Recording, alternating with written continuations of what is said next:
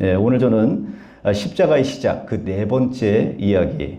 예수님께서 예루살렘에 들어오실 때 사람들은 어땠어요? 기대와 흥분으로 가득 차 있었습니다. 왜냐하면 오랜 시간 동안 기다려온 왕이 드디어 오신다라는 거예요.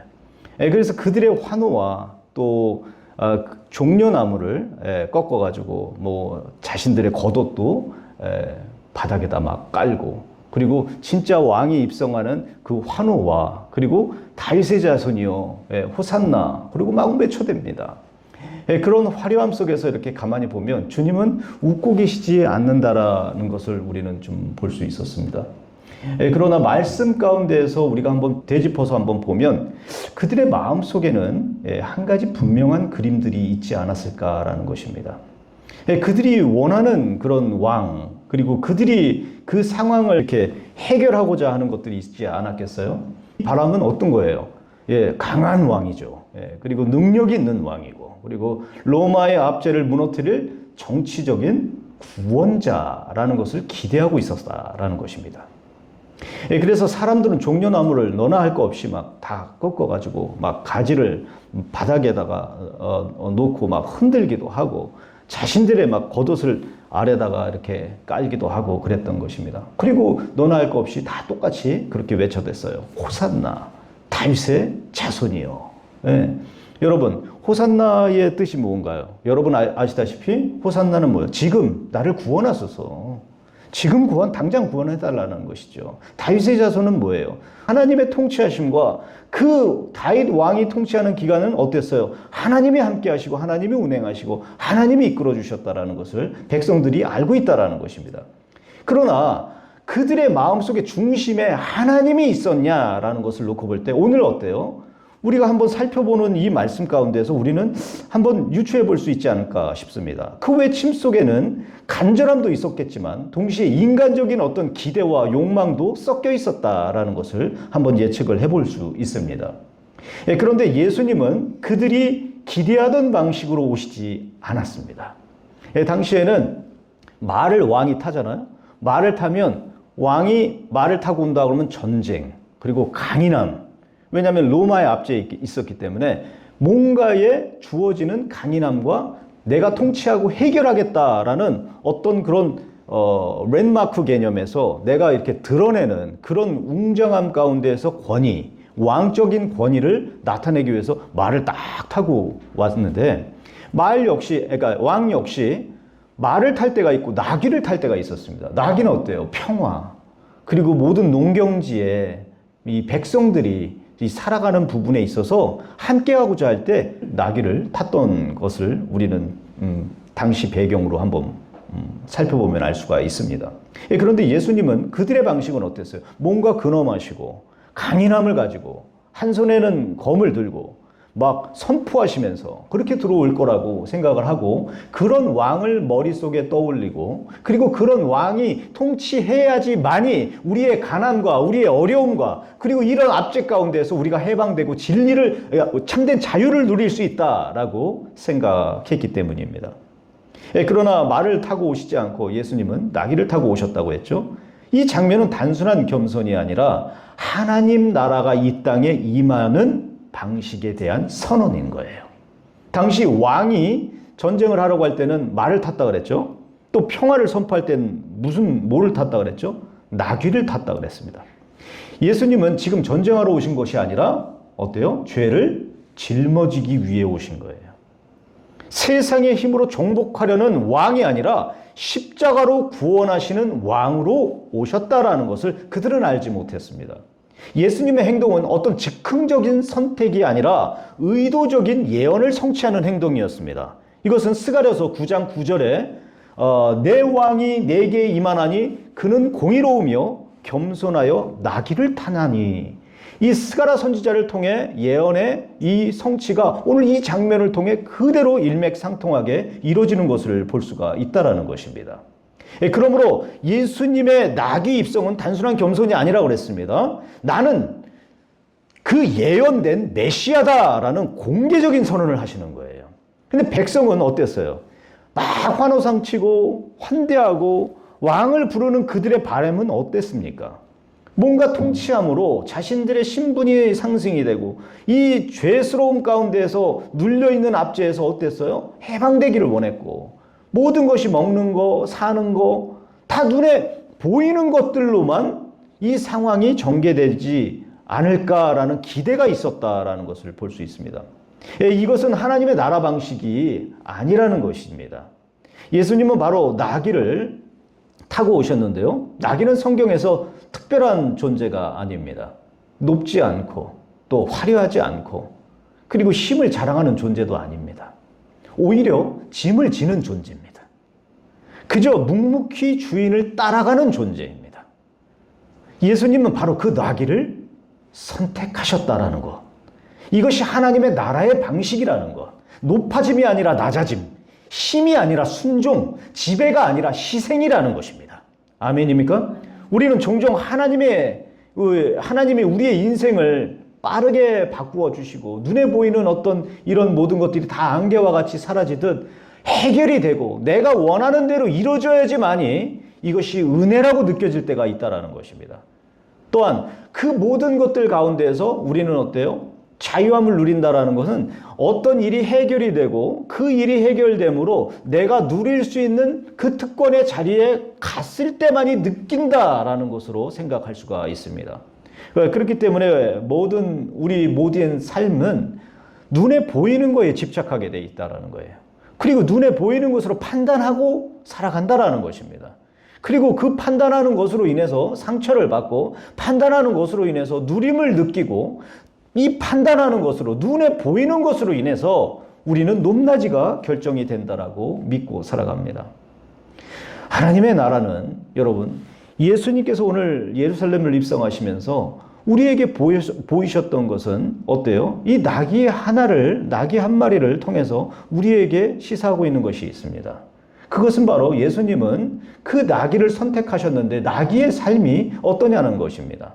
그저 알아주는 존재도 아니고 자기의 힘을 자랑하는 존재도 아니고 그저 무거운 짐만 짊어지고 오랜 시간 동안 그저 정처 없이 주인이 가라는 대로 그저 함께 가는 것, 묵묵히 따라가는 존재라는 것입니다. 하나님의 나라가 이 땅에 임할 때는 즉 이 모든 것들이 우리의 모든 삶이 어때요? 화려하지 않고 또 높지 않아도 우리가 힘을 자랑하지 못해도 오히려 지는 존재일지언정 이 세상에 살아가는 모든 짐이 우리 마음 가운데 우리의 삶에 있다 할지어도 그저 묵묵히 주인을 따라가는 그런 삶을 살아갈 때 하나님의 나라를 맛볼 수가 있다는 것으로 역설하고 있는 것입니다. 이것이 하나님 나라의 방식이라는 것인데 우리가 한번 지금 살펴보면서 느낌이 있지 않은가요? 우리는 종종 하나님이 우리의 인생을 빠르게 바꾸어 주시기를 원합니다. 눈에 보이는 결과, 즉 즉시 보여주기를 기대한다는 겁니다. 그래서 그러다 보니까 샤머니즘, 오늘날의 기독교 신자들 뿐만 아니라 많은 믿음의 기독교 업계에 이 종사하는 이 모든 평신도들 뿐만 아니라 종교 지도자들까지도 무당을 찾아간다는 것입니다. 이 무당에게 왜 찾아가느냐? 그렇게 물어보면 그들이 하는 말은 눈에 보이는 것을 빠르게 들을 수 있기 때문에 기도 제목을 가지고 무당을 따라간다는 것입니다. 당시에도 그랬습니다. 당시에 우리가 한번 고린도전서를 한번 나눠봤지만 고린도 이 지역에는 어땠을까요? 이 주술사들부터 시작해서 이 모든 이 항구 도시였기 때문에 문명이 제일 많이 성행하고 그 모든 사람들이 다 결국 이 문명과 또 그리고 유행과 그리고 그들의 삶 가운데서 눈에 보이는 거에 집착했던 것을 우리는 앞서 한번 살펴본 적이 있습니다. 하나님은 눈에 보이는 것에 하나님의 나라를 보이지 않도록 하신 이유가 있어요.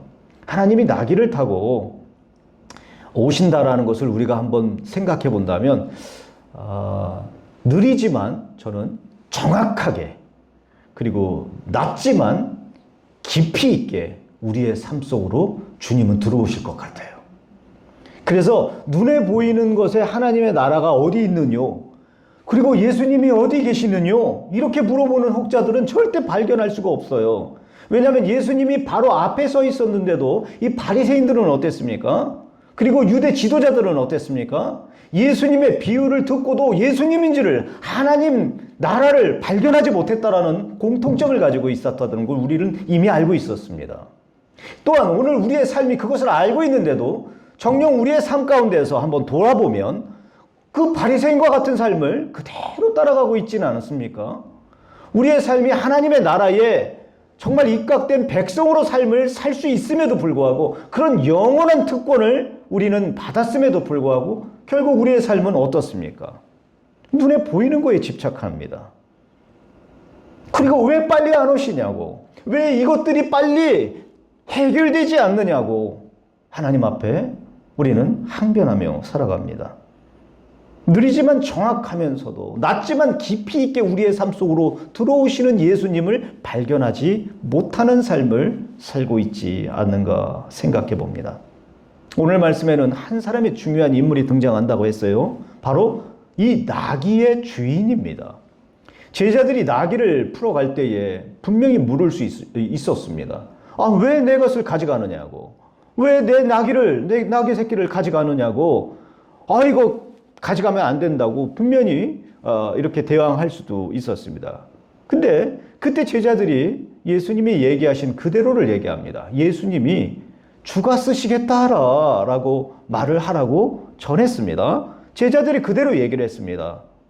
주가 쓰시겠다. 그렇게 주가 쓰시겠다라고 하니까 그 주인의 행동이 아주 놀랍게도 그 주인은 아무 조건 없이 나귀를 내어줍니다. 그리고 그에게 나귀는 한번 생각해 보면 단순한 동물이 아니었을 거예요. 중요한 재산이었을 수도 있습니다. 그리고 생계를 위한 수단이었을 수도 있어요.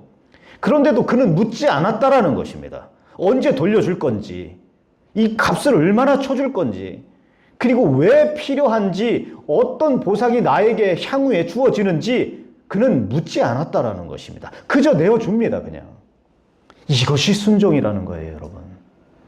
계산되지 않는 순종, 조건 없는 순종이 우리의 삶에 얼마나 되냐는 겁니다. 주님이 부르시는 그 장면이 우리 눈에 보여져야지만이 순종하는 것이 아닌가.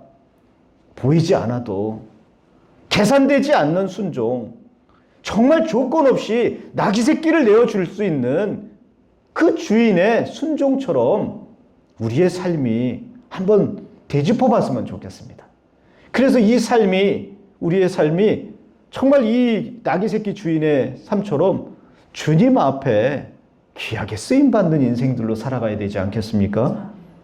누군가에 기꺼이 내어드리는 거, 그리고 누군가는 말없이 그냥 순종이, 정말 눈물로 순종하며 주님 앞에 내어드린 그것들이 모여서 어때요?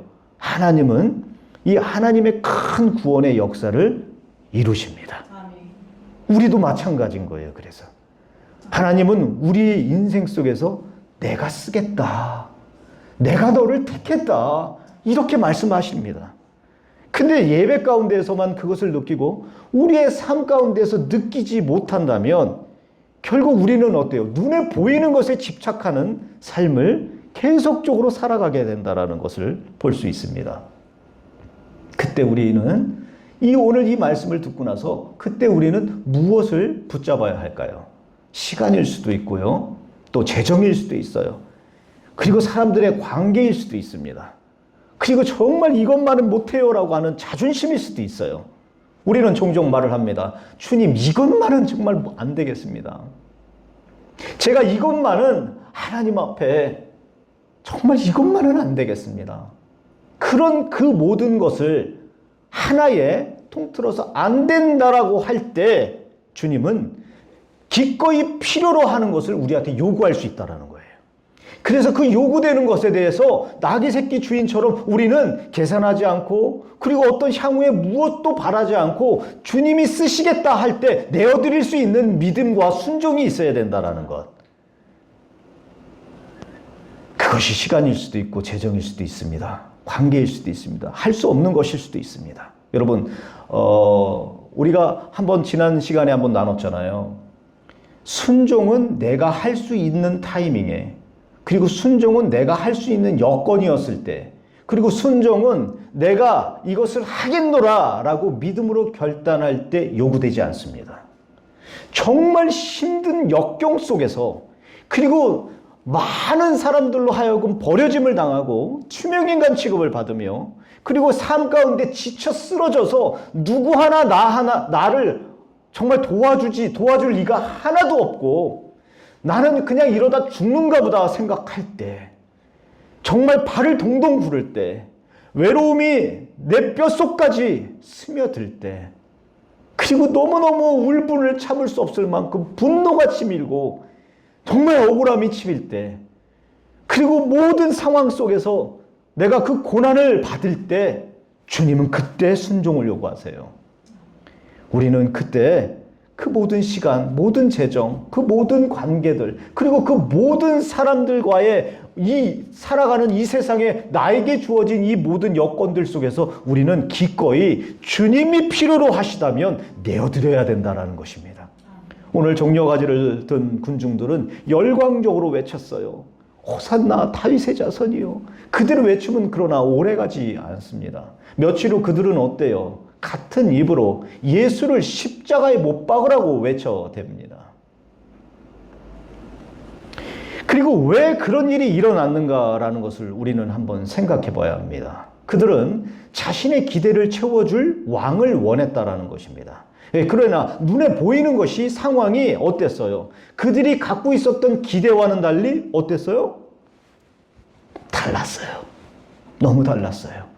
예수님은 칼과 검으로, 그리고 그 근엄함과, 그리고 그 권력과, 그리고 그 권위를 가지고 백성들에게 온 것이 아니라, 우리가 눈에 보이는 것, 당시 백성들이 원했던, 그 군중들이 원했던 것은 어때요? 눈에 보이는 것이 해결되는 것이었습니다. 맞습니까?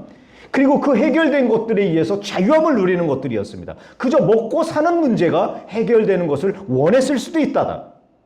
그러나 예수님께서는 그것보다도 더 위에, 더 중요하고, 그리고 이것을 해결하지 않으면 눈에 보이는 것을 해결한다 하더라도 또다시 그 고난, 그 구렁텅이 속에 빠져 살아간다라는 우리를 아셨기 때문에 가장 먼저 근본적인 이 문제, 바로 우리가 짊어지고 있는 이 죄에 대해서, 영원히 죽을 수밖에 없는 우리의 삶에 대해서 예수님은 자신께서 구속하시고 대신 십자가에 죽으시기 위해서 그 길을 가셨다라는 것입니다. 근데 정말 공통적으로 한번 볼 수 있어요. 예수님은 죄를 해결하러 오신 분이라는 것을 놓고 볼 때 그들은 어때요? 상황이 변화되는 걸 원했다 그랬죠? 근데 어때요? 예수님은 마음의 변화를 원하셨어요. 그것이 우리 세은혜교회에 주신 비전입니다. 에스겔서 36장 26절에 내가 새 영을 너희 속에 두고 새 마음을 주어서 육신에 굳어버린 마음을 어때요? 제거해버리고 내가 너에게 부드러운 마음을 줄 것이다 라고 말씀하신 그 말씀에 이 중심과 본질에 예수님은 어땠어요? 그들을 바라보고 우리를 바라보실 때 예수님은 마음의 변화를 원하셨던 것입니다. 그래서 한번 생각해 보면 나귀의 모습을 보면 어땠다 그랬죠? 우리의 신앙을 한번 비추는 거울과 같아요. 우리의 삶이 묵묵히 짐을 짊어지고 주님을 따라서 주인을 모시고 아무리 멀어도 불평불만하지 않고 그렇게 가고 계십니까? 아니면 뒷발질을 하면서 오래오래 소리 질러가면서 불평불만을 하면서 방향이 이 방향인데 다른 방향으로 가고 계시지 않는가요? 나귀는 아무 말도 하지 않았어요. 왜 그 길을 가는지 묻지 않습니다. 어디로 가는지도 따지지 않았어요. 그저 예수님을 태우고 사람들의 환호와 사람들의 바램과 이런 것과 상관없이 묵묵히 걸어갑니다. 나귀는 자신이 지금 십자가를 향해 이 십자가를 지기 위해서 가고 있는지도 알지 못했을 거예요. 그러나 한 가지 분명한 사실이 있습니다, 여러분. 예수님을 태우고 있다라는 거예요. 예수님을 모시고 가고 있다라는 거예요. 이것이 순종이라는 것입니다. 모든 것을 이해하고 가는 것이 아니라 주님을 모시고 가는 것. 내가 이해되지 않아도, 내가 정말 어디로 가는 방향도 몰라도 그 방향, 모르고 가는 방향, 그리고 이해되지 않는 그 속에서도 하나님이 나와 함께 하신다면 그대로 순종하는 삶, 그대로 내어드리는 삶, 그대로 따라가는 삶을 살아야 한다는 것을 역설하고 있는 것입니다. 이것이 순종입니다. 아멘입니까? 사랑하는 성도 여러분, 우리의 삶은 어떻습니까? 우리는 인생의 모든 방향을 알고 싶어하는 본능적인 부분을 가지고 있어요. 그래서 미래를 막 확신하는 것을 좋아해요. 막 보장된 것을 원합니다. 그래서 막 보험을 드는데도, 내 형편이 어려운데도 보험을 든다. 이 보험 설계사를 뭐 비판하는 게 아닙니다, 여러분. 보험을 드는 우리의 심리를 한번 얘기를 해보자는 거예요. 이 심리는 어때요? 뭔가의 보장이 된다라는 게 많아지면 뭔가 많이 가졌다, 뭔가 많이 받을 수 있다라는 안정감이 있기 때문에 그 보험을 듭니다. 그러나 보험을 들지 못하는 사람들, 안 드는 사람들은 어때요? 그것 없어도 내가 사는데 지장이 없다라든가, 또는 그렇게까지 보장을 받으면서 나는 필요성이 없기 때문에 들지 않겠다라는 것으로 나눠집니다.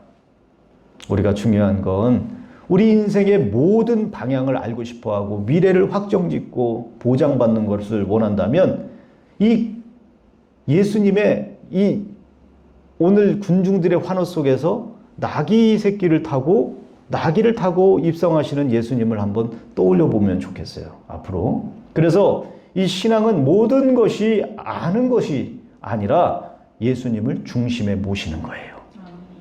신앙은 내가 뭔가 보장받아서 내가 믿음을 갖고 예수 그리스도를 믿음으로 나에게 주어질 모든 것들이 점점 더 많아지는 보장 때문에 예수를 믿는 것이 아니라 예수님이 나의 삶의 전부이기 때문에 믿는 겁니다. 내가 어디로 가느냐보다 더 중요한 것은 여러분, 내 삶이 누구와 함께 가고 있는 거 아니겠습니까? 내 평생의 인생에 내가 아는 지인들로 꽉 들어차 있었고 모든 태평성대를 누리고 내가 모든 물질과 어떤 것들로 하여금 자유함이 있었다 할지라도 내가 가는 그 방향에 그저 사라질 것들밖에 없었다면 우리의 삶은 결단코 성공하는 삶이 아닙니다. 그러나 그것들이 없다 할지라도, 그것들이 나에게 주는 것이 못 느껴진다 할지라도 그 영원한 것을 바라보시고 제안하신 그분을 따라 그분과 함께 있을 때 이것은 말로 형언할 수가 없는 축복과 은혜를 누리는 대상이 된다라는 것처럼, 내가 어디로 가느냐보다 더 중요한 것은 뭐라 그랬어요? 내 삶에 누구와 함께 가고 있느냐. 내가 내 인생의 주인이 돼서 예수님을 뒤따르게 하는 그런 삶이 아니라 예수님을 중심에 모시고 그분이 인도하시는, 오늘 나귀처럼 그분이 인도하시는 나귀 새끼 주인처럼 그분이 인도하시는, 처음에는 너무너무 힘들어서 억지로 지었지만 구레네 사람 시몬처럼, 그리고 정말 인간적인 마음으로 이 잔을 피해갈 수 없을까요? 라고 말씀하셨지만 바로 곧이어서 내 원대로 마옵시고 아버지 원대로 하옵소서 라고 하셨던 예수님의 순종처럼 예수님을 중심에 모시고 그분이 인도하는 길을 따라서 가는 것이 진짜 신앙입니다.